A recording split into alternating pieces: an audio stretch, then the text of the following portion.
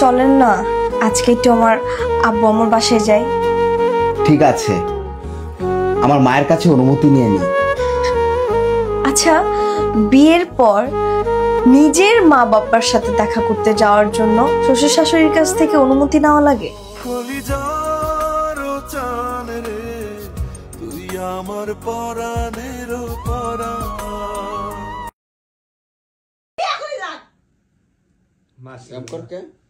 আল্লাহ সেটা হুদাতি মারে। Next target তো এত সংসার আমি বাংলা দিয়েছি। আরে না, আমি নাটক করছি। হাত দিছে অগলে একটা ভাদায়া বলতে বুকিছি ভাদায় তুই আমি গেতা কি গন্ধ বাইছে ভাদের তেলে। আসলে অনেক গন্ধ হয়েছে। ঠিক আছে, অনেক খারাপ। হ্যাঁ, পানি খাই না। কিছু হইছে না রেডি। ওরে এডি কইবা মজা সব করার মত না।